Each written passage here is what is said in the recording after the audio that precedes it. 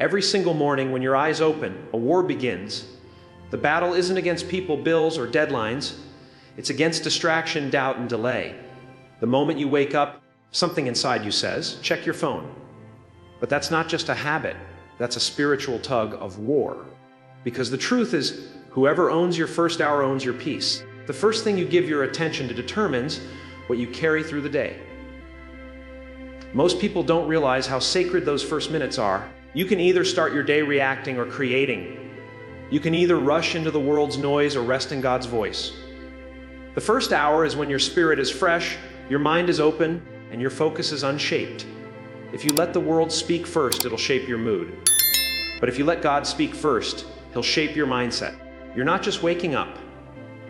You're setting the tone for everything that follows. Think about it. When you grab your phone first, you're inviting everyone else's chaos into your peace. But when you grab your Bible first, you're inviting heaven into your heart.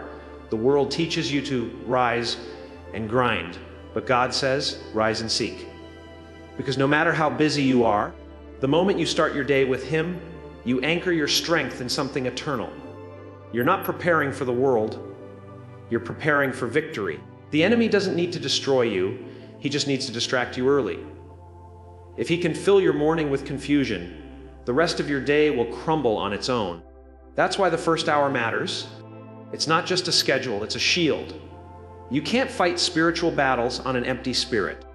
You can't expect peace if your day started with pressure. You've got to feed your faith before you face your fight. Your morning is not just about routine, it's about alignment. Every great day starts with a great decision, and that decision is who you'll let lead you. The question isn't, what's on my to-do list? It's, who's at the top of it? When you put God first, He puts peace in everything else. When you start with Him, He gives clarity in the chaos.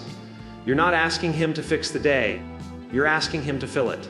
And here's the truth, your habits preach louder than your words. You can talk about faith all day, but the way you start your morning shows what you really believe. Do you trust God enough to hand Him your first moments? Do you value His presence more than your phone's notifications? Your morning is your message to heaven. God, I depend on You. That first hour is your seed, and how you plant it determines your harvest. So tomorrow, when you wake up, before you reach for anything, pause. Breathe, whisper, God, thank You for this new day. That's not small, that's sacred. You're opening your door to the one who can walk through every hour with you. Because if you can give God your first hour, He'll give you strength for the next 23. Everybody wants blessings, but few want submission. You can't ask God to bless a day you never gave Him. Too often, people want the outcome without offering the obedience.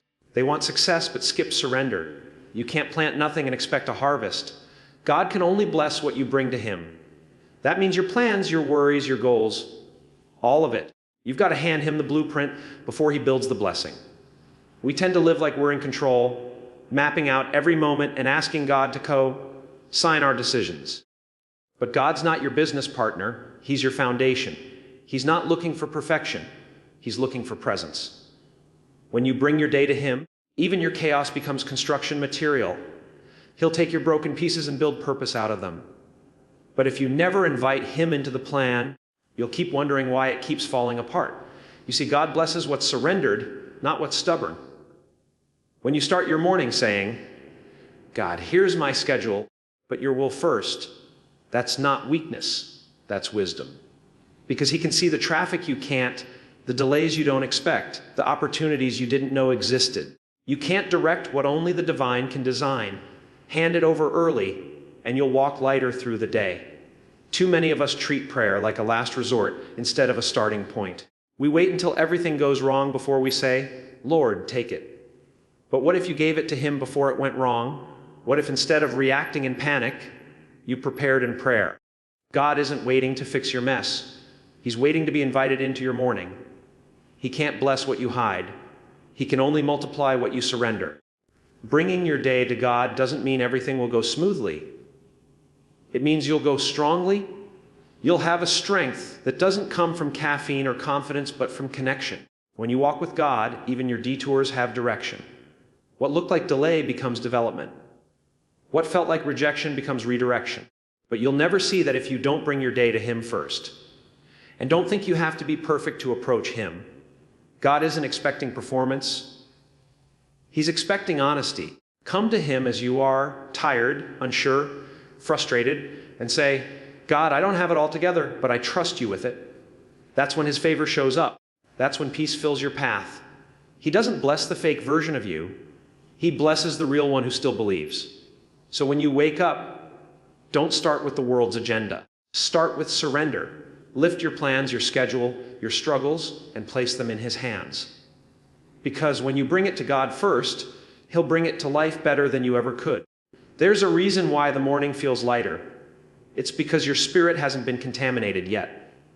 That's your prime time. That's when your heart is most open, your mind most clear, your faith most reachable. The enemy knows it too, which is why distraction hits hardest early. That's why your first moments matter more than you think. You're not just starting a day, you're setting the tone for your spirit. The morning is when heaven leans in to listen. It's when your prayers carry purity because they're not competing with the noise of the world. That quiet time is when God whispers direction. But too many people rush past that sacred window and wonder why they can't hear Him later. God's not silent, we're just too busy to listen. The morning is where your clarity begins, but only if you give it the space it deserves. When you wake up and reach for your phone, you're feeding your flesh. When you wake up and reach for God, you're feeding your faith. The difference shows up later. That first scroll might feel harmless, but it's shaping your spirit. The news, the drama, the comparison, it all sneaks into your mindset. And by noon, you're wondering why you feel drained. It's because you spent your prime time in pollution. When you treat your morning as holy, you're not being religious, you're being wise. You're saying, God, I choose you before I choose the world. That doesn't make you perfect, it makes you prepared. That's how you fight battles you didn't see coming. That's how you walk in peace when everyone else is panicking. Your strength comes from your source, and the morning is when the connection is strongest. The truth is, you can't run all day on an empty tank. The reason some people feel spiritually exhausted is because they never refuel. They wake up running, but they never recharge. Prayer isn't an interruption, it's preparation. It's what gives you stamina to face stress without breaking. It's what lets you walk through chaos without losing calm. The morning isn't a luxury, it's a lifeline. So if you've been wondering why peace feels distant, check your mornings. That's where the misalignment starts. God's been waiting for you there every sunrise, ready to strengthen you before the storm hits. That's your prime time, your meeting place with destiny. The clock may say 6 a.m., but heaven says it's time. Gratitude is a magnet for God's presence. You want heaven's attention? Start your day saying, thank you. Not because everything is perfect, but because you still have purpose. Every morning you wake up is another sign God's not done with you yet.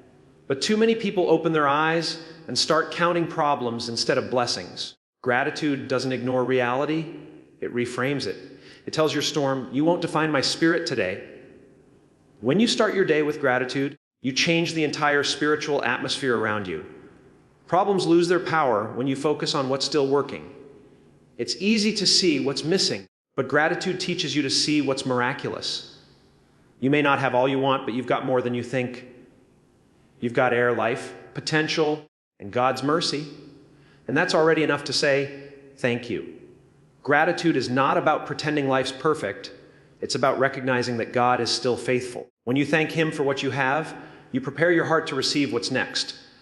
A grateful heart attracts grace. You can't be bitter and blessed at the same time. When you wake up grateful, you silence the voice of complaint that tries to ruin your day before it starts. Some mornings, gratitude is a choice, not a feeling. There are days you don't feel thankful, but that's when you need it most. Gratitude reminds you that even in struggle, you're still covered. Even when life feels unfair, you're still breathing, still fighting, still chosen. It shifts your focus from why me to thank you, Lord, for trusting me to handle this. The most powerful people aren't the richest or the loudest. They're the most grateful, because gratitude builds resilience. It turns pain into power and pressure into purpose. When you live thankful, nothing can steal your peace. The storm might rage, but your spirit stays anchored, because you know gratitude isn't just words, it's warfare.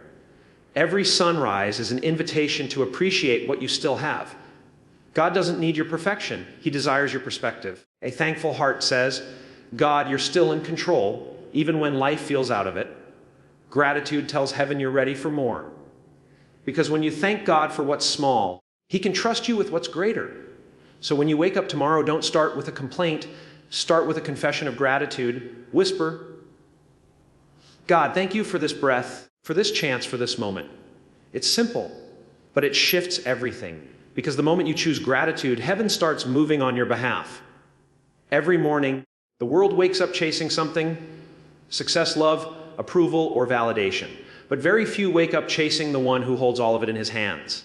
We live in a time where people look for answers everywhere except where peace truly begins.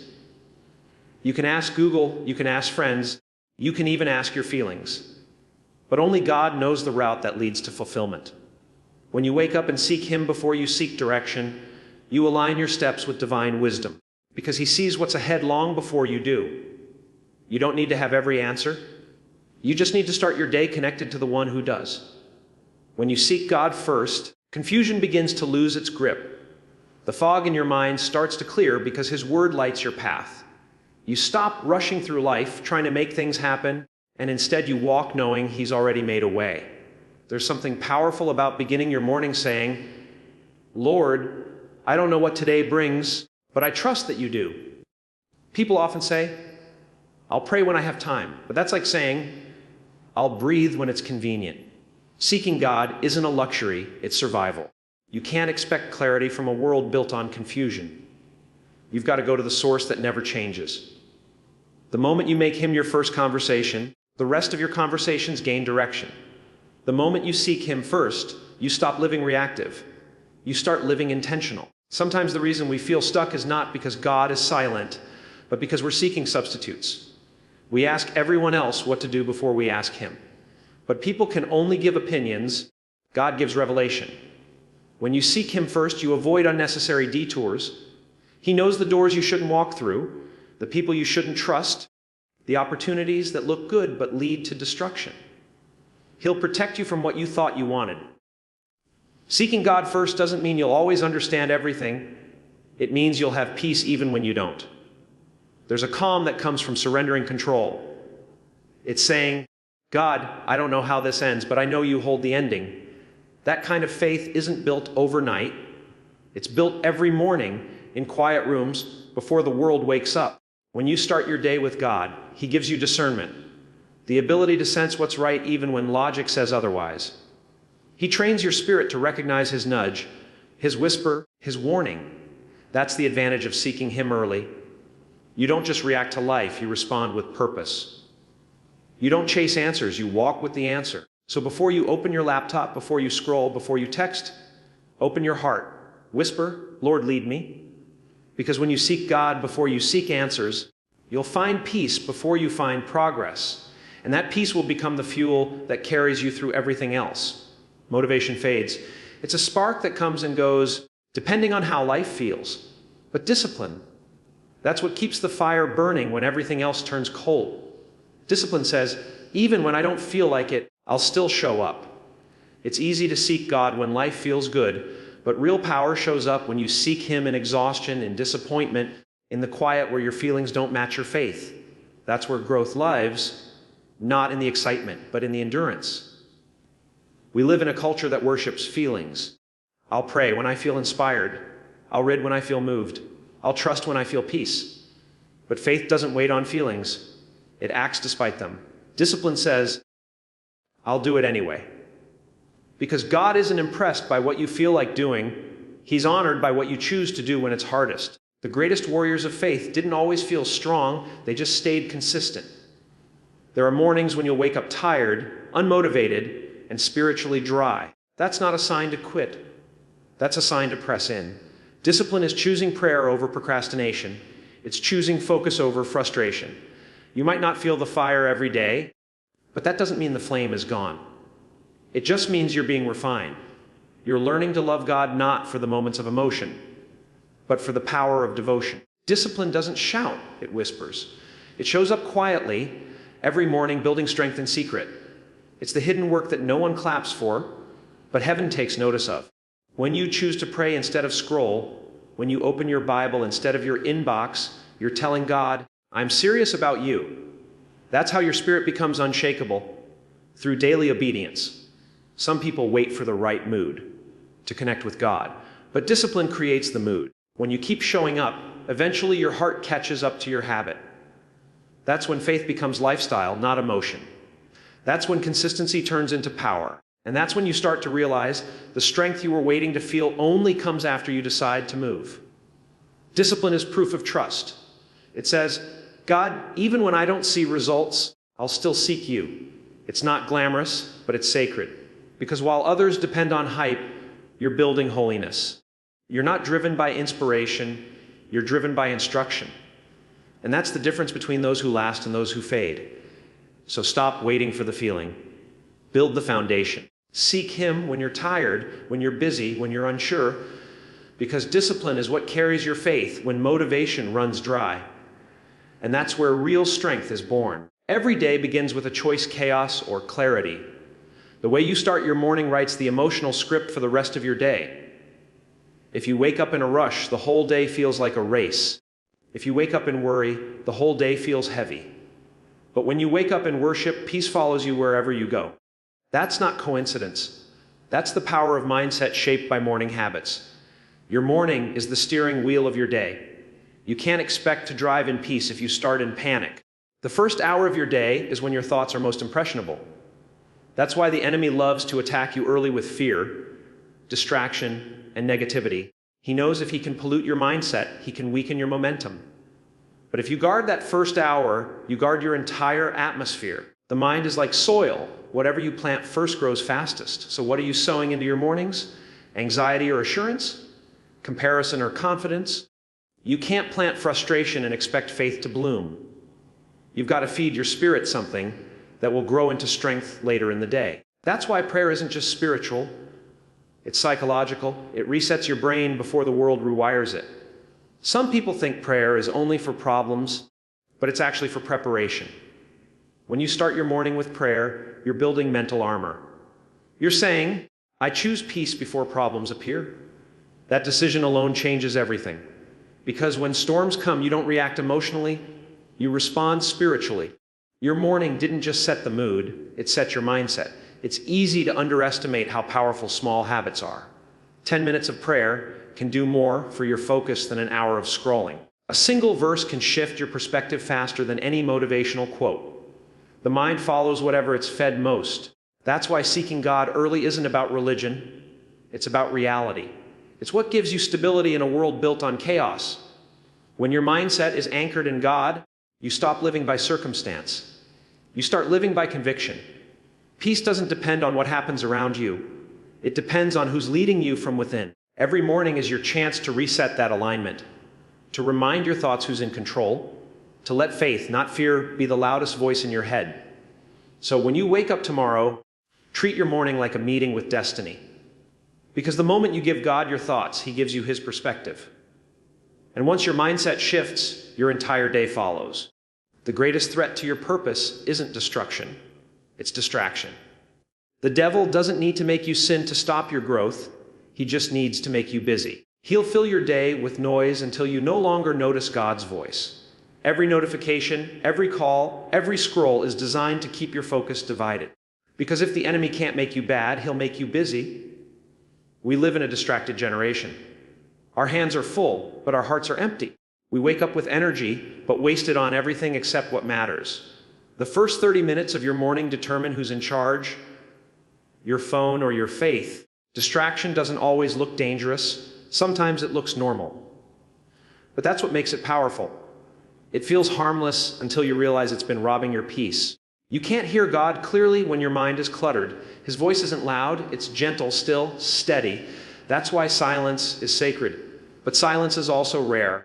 We've replaced stillness with stimulation. We're addicted to noise because quietness confronts us. It makes us face what's really going on in our hearts. But if you can protect your morning from the world's noise, you'll begin to hear heaven again. Distraction is the thief of devotion.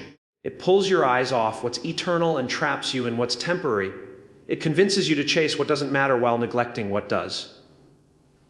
But when you seek God first, you take back control. You say, my attention is a weapon, and I choose where to aim it. You stop letting everything and everyone pull you in 100 directions. It's not that you don't have time to seek God, it's that time has competition, and only you can decide what wins. The truth is, your spiritual power isn't lost, it's leaked. Every scroll, every distraction, every mental clutter drains it little by little. But the moment you choose focus, you reclaim authority. The moment you choose presence, you reclaim peace. Protect your devotion like treasure. Guard your mornings like sacred ground. The world will still be there when you finish praying.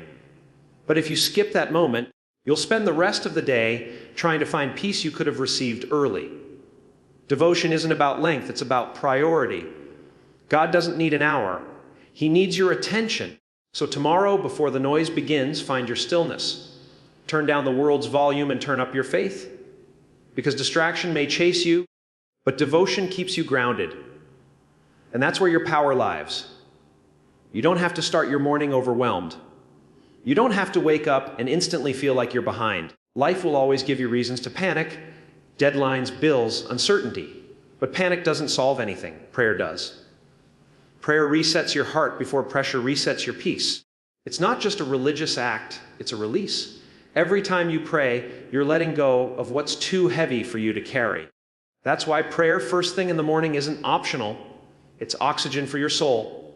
Some people wake up and check everything that's wrong, the messages, the news, the missed calls, and by the time they've been awake 10 minutes, they're already anxious. But prayer changes that rhythm. Prayer says, God, I see the chaos, but I'm choosing calm. It invites heaven into your situation before the world pulls you into stress. Panic reacts, prayer responds. Panic makes you a victim. Prayer makes you victorious. The way you start determines the strength you'll have to finish. When you pray first, you're not pretending everything's fine. You're reminding yourself who's in charge. You're saying, God, I don't have control, but I trust you do. That small surrender shifts everything. It doesn't mean your day will be perfect. It means your spirit will be prepared. You won't walk through the day reacting to problems. You'll walk through them with perspective. That's what prayer gives you. Power with perspective. You don't have to sound perfect when you pray. You don't have to know fancy words. God doesn't need poetry, he needs honesty. He's not moved by performance. He's moved by sincerity. A simple, Lord, help me today, carries more weight than a rehearsed speech. What matters most is that you're real. Prayer isn't about impressing God, it's about inviting him. It's about saying, I can't do this without you. The reason prayer is so powerful is because it shifts the burden. You go from carrying everything alone to carrying it with divine strength. Every time you pray, you trade panic for peace, anxiety for assurance. You're not escaping your problems, you're elevating your focus. You start to see life from above, not beneath. And when your view changes, your reaction changes. There's no wrong time to pray, but there's no better time than the morning. That's when you decide who runs your day, fear or faith. The moment your feet hit the floor, whisper something heaven can hear. God, thank you. Guide me. Strengthen me. That short prayer builds invisible armor. It reminds your spirit that you are not alone, not unprepared, and not powerless. So tomorrow, before panic finds you, let prayer form you. Before worry whispers, let worship win. The world will still be loud, but you'll be calm in the chaos. Because once prayer owns your morning, peace owns your day. Too often, people treat God like an emergency contact, someone to call when life falls apart. But God doesn't just want to fix your mess. He wants to walk with you before the mess starts. He wants to be your first call, not your last resort. Seeking him first isn't about religion, it's about relationship. He doesn't want to be your plan B. He wants to be your foundation. Because when God is your first, everything else finds its right place. We tend to involve God after we've made the mistake, after we've hit the wall, after we've run out of options. But what if you invited him at the beginning? What if you said, Lord, I don't want to make a move without you? You'd save yourself heartbreak, wasted energy, and unnecessary detours. God never intended to be your backup. He's the compass, the one who points you in the right direction before the storm hits.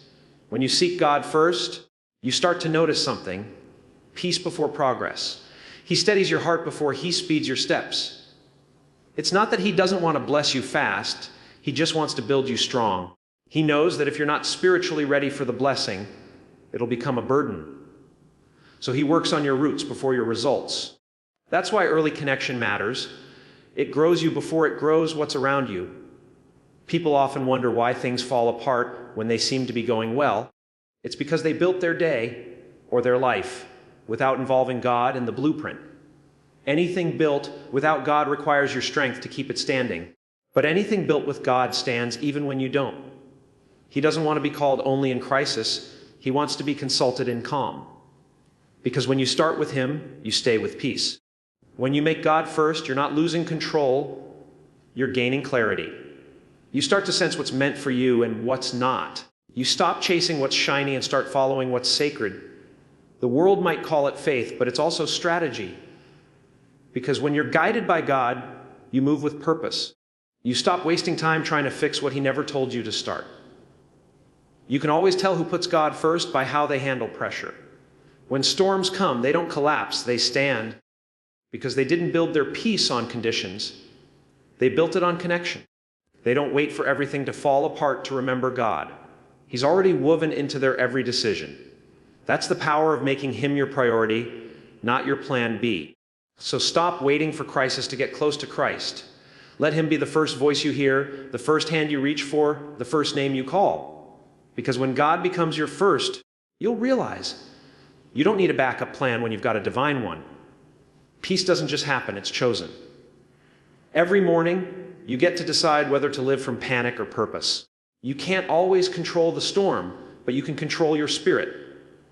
You can't always predict what the day brings, but you can choose what you bring to the day. Peace is not the absence of problems, it's the presence of perspective. It's knowing that no matter what happens, God's still holding you together. The world is built to break your peace. Every headline, every post, every pressure is designed to keep you anxious.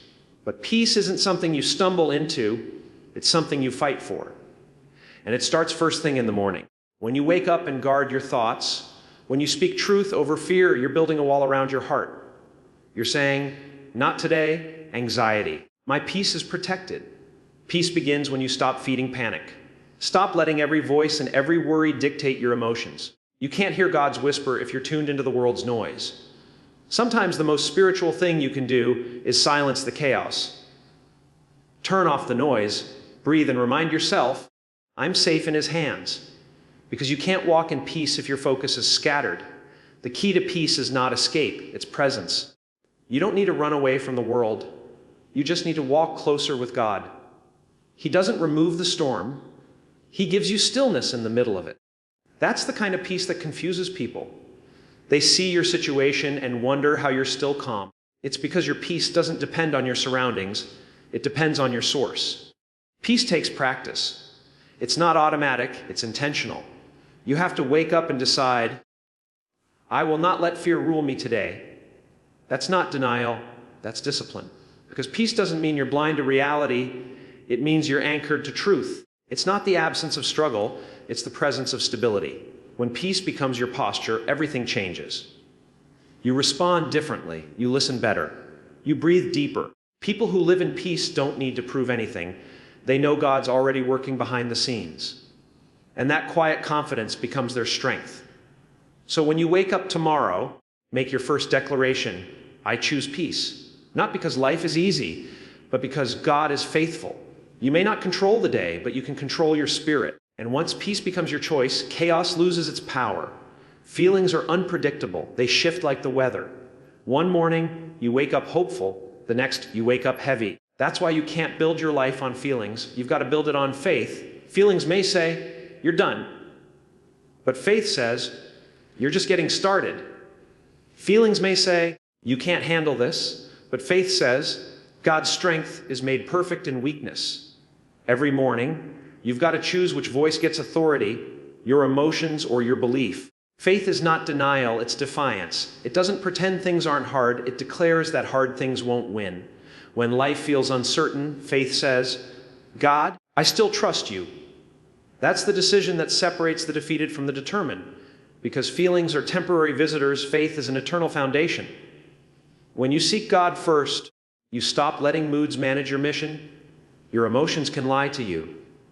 They'll convince you that God forgot, that you're falling behind, that nothing's working. But faith reminds you that God is still in control. Faith doesn't depend on evidence. It depends on endurance. It says, even when I can't see it, I believe it. That's why mornings matter so much. They're when faith gets fueled. When you open your day with prayer, you're choosing trust over turbulence. You won't always feel spiritual. You won't always feel strong. But that's where faith does its best work. Faith isn't about feeling God. It's about following Him even when you don't. The greatest testimonies don't come from people who felt good all the time. They come from those who kept going despite the silence. That's real strength. Not the kind that shouts, but the kind that stays. Faith turns your focus upward. It takes your eyes off your feelings and puts them back on your Father. It says, I may not feel peace, but I'll act like it's already mine. It's not fake, it's forward thinking. Because faith moves first and feelings follow later. You can't wait until you feel confident to trust God. Confidence comes because you trust God. Every great move of God in your life starts when you believe more than you feel. When you wake up in pain but still pray. When you're uncertain but still praise. When you're tired but still try. That's the faith that moves mountains. Not emotional faith, but enduring faith. The kind that says, I'll keep showing up until God shows out. So tomorrow, when your feelings scream loud, let faith speak louder. Don't let emotion run your life. Let expectation lead it. Because when faith takes the wheel, feelings have no choice but to follow. Everybody can seek God when it's easy. When the schedule's light, when emotions are high, when life feels smooth. But consistency is what separates believers from wanderers. God doesn't move because you showed up once. He moves because you showed up again and again, even when it was hard, even when it was quiet. He blesses consistency. He honors those who stay faithful when it's not convenient, because faith that lasts through routine is faith that God can rely on. Consistency doesn't mean perfection, it means persistence. You won't always wake up feeling on fire for God. You won't always feel motivated to pray or read or trust. But that's when discipline carries you. You show up anyway. You seek Him anyway. You keep your rhythm when your feelings lose theirs. God sees that kind of faith. That's the kind that says, I'm not here for the moment, I'm here for the mission. Convenience says, I'll pray when I have time. Consistency says, I'll make time. Convenience says, I'll give when I have extra. Consistency says, I'll give even when it costs me. The difference between a believer who grows and one who stalls is simple. One treats God like a priority, the other like an option. But growth never comes from options. It comes from order, from putting God first and keeping Him there. The truth is, consistency builds credibility with heaven. When God sees that you're faithful with a little, He can trust you with more. You might be praying for a bigger platform, but God's watching how you handle your private time. You might want new blessings, but He's testing how you treat the old ones. Consistency isn't glamorous, but it's powerful. It's the quiet evidence that your heart is truly committed. There will be days when your prayers feel repetitive, days when your faith feels dry. But those are the days when heaven's watching closest. Because when you stay consistent in the silence, you're proving that you don't worship results. You worship God.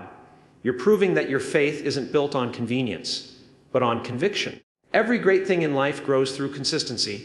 Muscles, relationships, skills, and faith. You can't pray once and expect permanent peace. You've got to water it daily. You've got to show up when it's exciting and when it's exhausting. Because the same God who meets you in fire also meets you in faithfulness. So don't just seek God when it feels good. Seek Him because He's good. Keep showing up. Keep seeking. Keep trusting. Because God doesn't bless convenience. He blesses commitment. Life moves in momentum. You can either build it or lose it. Spiritually, it's the same. Every morning you wake up and seek God, you build momentum. Every day you pray, even when you don't see results, you're pushing your faith forward. Momentum isn't about speed, it's about consistency of direction. It's the rhythm of steady obedience that turns belief into breakthrough. When you start your day with God, you give your spirit motion before the world gives you friction. You don't have to run fast, you just have to move faithfully. Because the moment you stop seeking, you start slipping. The world's noise pulls you backward when you're not intentionally pressing forward. That's why your mornings matter so much. They set the pace for your purpose. Momentum isn't always visible. Sometimes you'll feel like nothing's changing, but something is shifting. Every prayer, every surrender, every act of trust. It's spiritual weightlifting. You may not see the muscle yet, but you're building it. The strength you need for tomorrow is being developed in today's discipline. That's why it's dangerous to give up when you don't see results. You might be closer than you think. Spiritual momentum grows when you feed it. Feed it with worship. Feed it with gratitude. Feed it with the Word. Every time you choose to honor God in small moments, you're pushing the wheel of faith a little further. It starts slow, then suddenly, you realize you're not easily shaken anymore.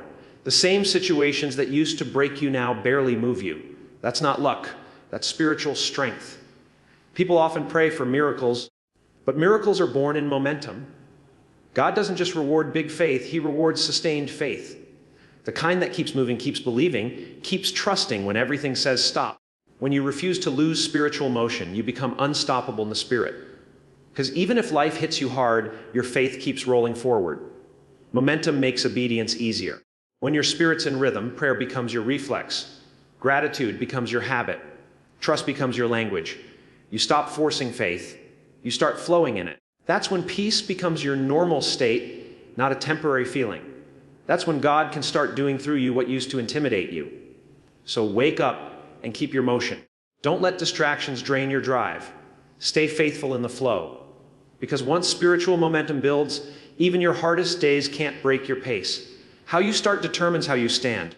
If you give your mornings to chaos, your mind will stay chaotic. But if you give your mornings to God, your mind will stay guarded.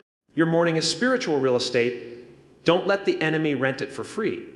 The first hour of your day is either your peace or your poison. You've got to decide who gets access. The world is loud before the sun even rises.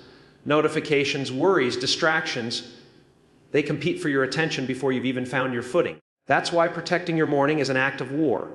It's not just a habit, it's warfare. Because whoever wins your morning wins your mind, and whoever wins your mind directs your day. If you don't control your focus early, something else will control it for you. Protecting your morning doesn't mean perfection.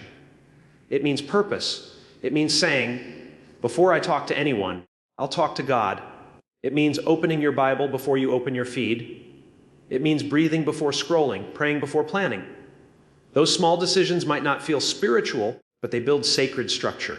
They set the tone that says, my peace is not for sale today. When you give God your first thoughts, He gives you His perspective. Suddenly, the things that used to bother you lose power.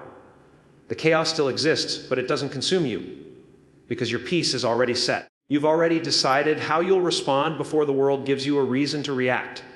That's the strength of starting with God. You enter every situation grounded. It's not about how early you wake up. It's about what you wake up for. If you start your morning with purpose, you'll move through your day with power. But if you start it with noise, you'll spend the whole day trying to recover your peace. Protecting your morning is how you protect your clarity, your creativity, your confidence, and your calling. There's always something trying to steal your focus. But focus is your fortress. Guard it like treasure. Your morning mindset is the foundation for your faith to stand on. The more intentional you become with your mornings, the more peaceful your entire life becomes. It's not magic, it's management of your heart, your head, and your habits. So tomorrow, before you check your phone, check your faith. Before you rush into noise, return to stillness. Protect your morning, because when your mind wakes up in peace, your purpose wakes up in power. It's easy to put God in a corner, to fit Him in when you have time, to talk to Him when you're desperate, to thank Him only when things go right. But He was never meant to be squeezed into your schedule. He was meant to lead it. Keeping God at the center means He's not a part of your life. He is your life. He's not an addition. He's the anchor. Because when God is central, everything else aligns around Him.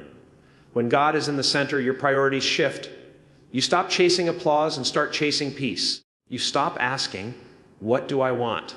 And start asking, what does God want for me? That shift might cost you popularity, but will give you purpose. It might cost you control, but it will give you clarity. Because a centered life isn't about perfection, it's about alignment. When God is in the corner, you carry the weight. But when He's in the center, He carries you. You stop trying to manage everything by yourself. You stop burning out trying to control outcomes. You realize you were never meant to be your own savior, just His servant. That's the freedom of putting Him in the middle. You finally let go of what's not yours to hold. A centered life doesn't mean you won't face pressure. It means you'll face it with perspective. You'll start to see setbacks differently. Delays won't destroy you, they'll develop you. You'll understand that if God's in the middle, even the mess has meaning. That's how faith works. It doesn't remove the storm, it redefines how you stand in it. You can always tell when someone's centered in God. They move with quiet confidence. They're calm when everyone else is panicking.